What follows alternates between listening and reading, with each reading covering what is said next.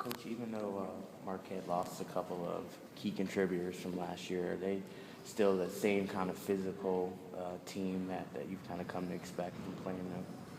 Without a doubt. I mean, they lost a couple of key guys, but they have a lot of key guys returning. And so they're not a young team, they're a veteran team, quite honestly. And so, they are who they are, they do what they do, and they haven't missed a beat, even though they lost some guys last year. Sean, they're physical, obviously, and big inside, but is that the biggest concern? Or how much have they changed maybe since last year? I don't think at the core of who they are and how they play, that they haven't changed. They probably are throwing to their big guys a little more, but at the same time, all their guys on the perimeter, the script is still the same. They can get it, they can take you off the balance, they can make shots, and they put a lot of pressure on you, literally and figuratively, with how they play at both ends of the court. How did you manage this long break without a game to keep them competitive? Is there any trick to getting the intensity in these extended practices that you want in the game? No, and I don't know whether at the end of the day, whether anything you do in practice can 100% simulate the environment we're going to walk into when we walk into Marquette on Saturday at 2. We play a lot. I mean, we have competitive games here, and we try to most of the drills and things we try to put them in competitive situations, even if it's in breakdown form where we're always competing. So, the break, it is what it is. I don't necessarily. That was pretty smooth right there. That was pretty smooth. Can you 100% put them in game conditions? No, because you don't have the crowd, you don't have the environment, you don't have the emotions that are associated with the game. But we went through. I think I had a pretty good couple of weeks. Coach Starks in his interview when he came out here talked about rebounding.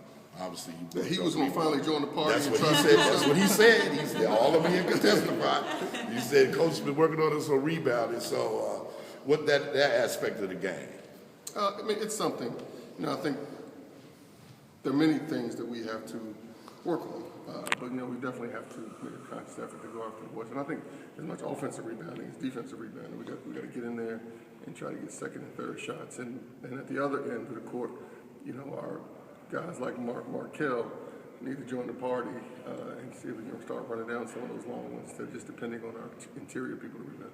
How much of an art form is that, or is it more just effort and desire? I think it's just God's gift. It's effort and desire. I mean, you can talk about techniques of boxing out, and you do this, you do that, you don't do that. At the end of the day, you have to be willing to go touch someone and run down the ball.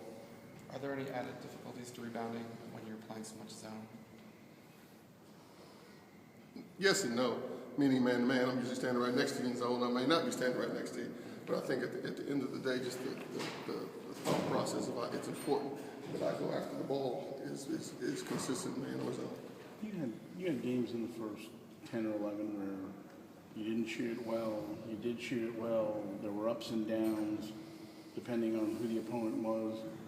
I know consistency is something you're really kind of looking forward to as you head into Big East play. Do you think over the break here that maybe we were able to address some of that? Hopefully.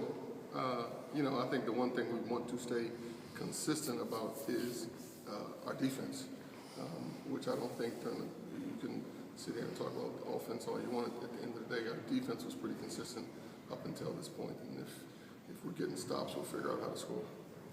Can I ask you Can I say no to that? Yes, you can. Of course you can. I wanted to ask if you could explain what you like about the aspect of your offense where players don't necessarily fit pigeonhole in the classic role. That a couple people might bring the ball up on a different occasion. The small forwards might operate outside that spacing more typically. Just the versatility, I guess, that your players show. Well, I think you're looking at role. Okay. And what I mean is you take someone like Greg Whittington. Okay. So Greg Whittington can be a guard. Greg Whittington can be a a small forward. Depending on who we're playing against, Greg Whittington can be a big forward. So it's not like, I think you approach, a lot of people approach, okay, he has his forwards playing guard. Well, those guys can be guards.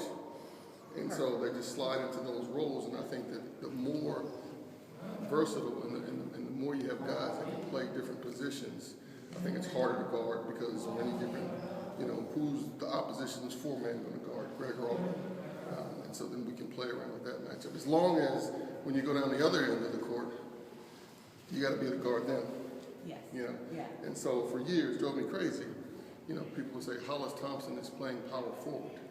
Well, he's not playing. That's only if you think a team has to have a point guard, a shooting guard, a small forward, a power forward, and a center.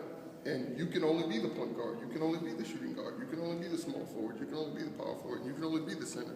So then you can say, but now he's got to go down the other end and guard that guy. But the positions we put him in on offense was stuff that small forwards and guards do.